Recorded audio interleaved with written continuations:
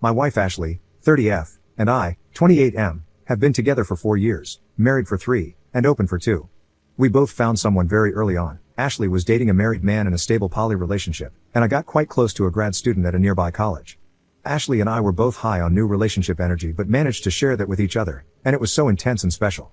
After 9 great months, my grad student got a job offer several hours away. Being slightly introverted, I kind of withdrew into my shell and threw myself into the gym to take my mind off things.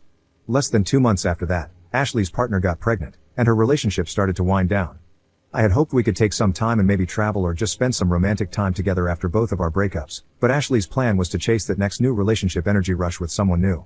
However, she wasn't matching with anyone she could really connect with, so she started seeing more people more often. Then she scheduled a date with a new guy on Saturday night, which had always been our date night. We argued, and she ended up not going out with either of us that night. She insisted we change our date night to Thursday because Friday and Saturday were better for her other partners, especially if they wanted to do an overnight. All this caused me to spiral a bit, and I was practically living at the gym, with no real enthusiasm for dating for a few months. The upside was, I lost 35 pounds and really pumped up my arms and upper body. One of my friends, Keith, from the gym talked me into working at one of his clubs on Friday and Saturday as a barback since they were crazy busy. It's a mixed crowd, rainbow friendly, with a big dance floor and a drag show. By the 3rd week, I was bartending, and the MC had made teasing me and grabbing my arms as part of her act. I started getting hit on, which boosted my confidence, and I went from being introverted to the other end of the scale. After about 3 months, I noticed Ashley making snide remarks about my working and staying out all night, as I think she was a bit annoyed or jealous that I was having such a good time. She was still getting dealt crappy cards from a stacked deck, as she put it, rarely getting more than 3 to 4 dates from any one guy before ending it or getting ghosted. Meanwhile, I'm going to after parties or hooking up and not getting home much before the sun comes up. Then came the big storm. First, I knew I was going to hook up with a regular at the bar and not be home, so I texted Ashley that I was having an overnight and wouldn't be home until the next morning. I received a lengthy text about how I ruined the mood on her date and ruined things, and the next day, we had a big argument. Then, Ashley had told me she was doing an overnight on Friday, so after work, I invited a few people to the house. Ashley had a fight with her boyfriend and came home early to find me in the hot tub with 3 women. 2 were lesbians, but the picture didn't reflect that. Later on, Ashley and her date decided they wanted to see the drag show on Saturday. It was a packed house. We had 3 bachelorette parties in the house that were in rare form. I was helping the barback clear empties from the tables, and the MC and one of the other divas were giving me the business, which only egged the bachelorette groups to get handsy as well. As busy as it was, I never saw Ashley, but Keith did and saw her leave in a huff with a bewildered date in tow. The day after she came to the club, Ashley said we needed to close the relationship and work through some issues. We talked about a few of them, mostly me not being available on the weekends and not prioritizing our relationship. I had to remind her that she was the one who prompted us to move our date night from Saturday to Thursday to accommodate her boyfriend's schedules.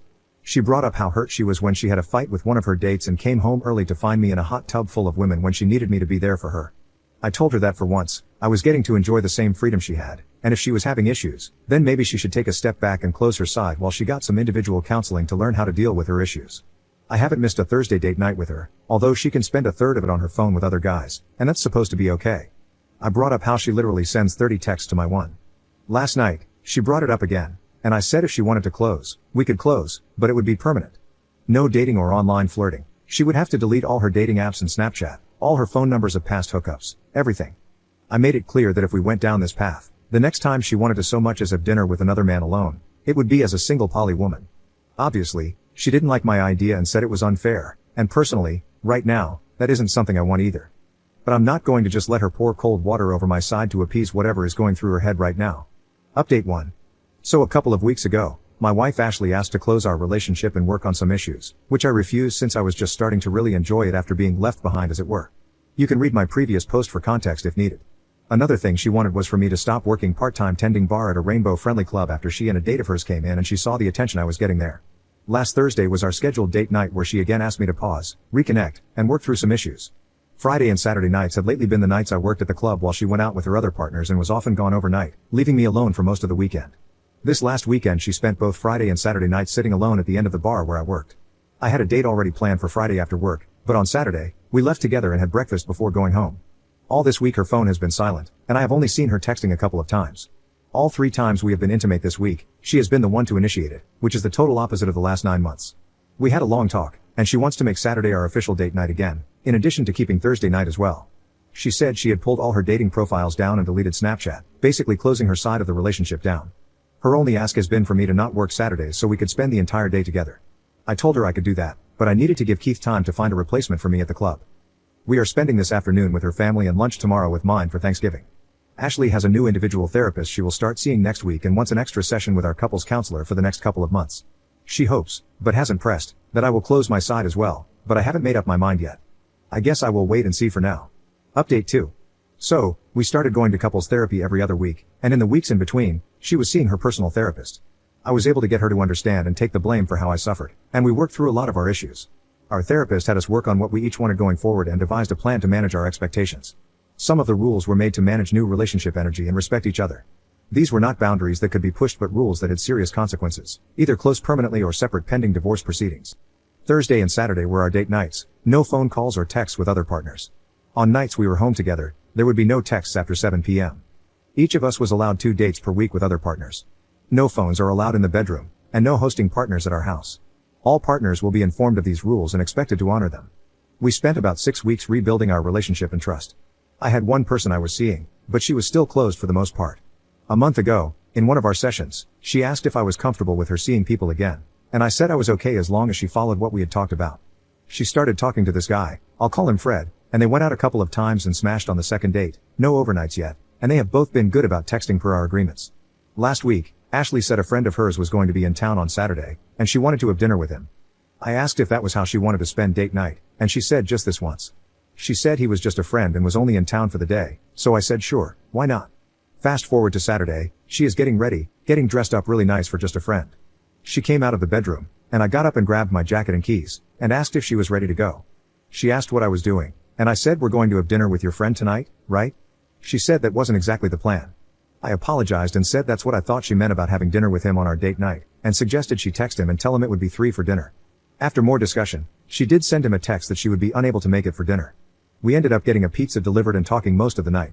Sunday morning, we slept in, and she woke up like nothing had happened and rolled over on top of me. This week the subject hasn't come up, and she has been pretty loving. Monday, we have couples therapy where I'm sure one of us is going to bring it up. Hopefully, it's just a small bump in the road as we have been better together than we have been in a long time. This Saturday, we are celebrating my promotion, and I am surprising her with a trip overseas. Update 3. I had high hopes, but I have to admit most of you were right. Things were looking up, and we, at least I, were happy, and things looked like we had moved past all the drama. But her lies kept piling up, even telling little lies that didn't mean anything. Last Sunday, Ashley said she was going shopping with her mom and would be home around 5 p.m. About 30 minutes after she left, I heard her watch dinging away in the bedroom. She had left it on the charger by the bed. I called her to tell her she had left her watch and to pick up bread for dinner on her way home, but she didn't pick up, which isn't unusual when she is driving. So I called her mom, and when I told her to tell my wife when she got there, she seemed surprised. I chatted with her for a while and discovered they had no shopping plans. Now I checked the text messages that had been coming in on her watch. The one that stood out was from a guy named Alan, whom I didn't know, saying he was running an errand and was going to be a little late. I was composing a lengthy text message when Ashley called me back. She said her mom had forgotten about the shopping trip. I stopped her and said since Alan was running late, she should come back home so we could talk. There were a few seconds of silence before she said she would be right there. When she got home, I told her I had had it with all the lies and gaslighting. I told her to pack an overnight bag and to just spend the night with Alan as I needed some space to process what I needed to do next. She apologized for lying and said we needed to talk this out now and not let it fester and get any worse. I told her I was going for a ride to clear my head, but it would be better if she wasn't here when I got back. I was gone for a couple of hours, during which she sent several texts. When I got home, she was still there, so I packed a bag and left again without saying much. I got a hotel room and muted my phone. Monday morning, I got to work early and made some calls. I was able to see an attorney that afternoon to discuss options for a divorce, and I gave him the go-ahead to get started on the paperwork and have her served.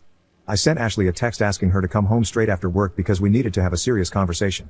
I was direct and told her I had seen an attorney and started divorce proceedings, that I was done with the lies, and felt this was my only option. She didn't take it well, and all week has been hot and cold, playing every card she is trying to get me to change my mind.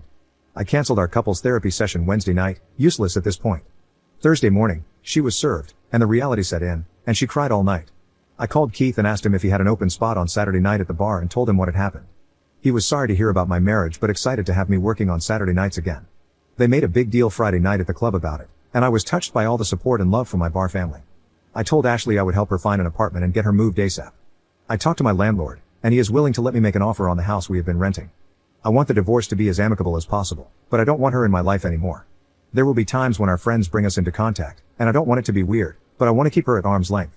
I should have thrown in the towel months ago, and I'm just glad to finally be out from underneath this smothering relationship. It's like 100 doors have been opened up before me for the first time.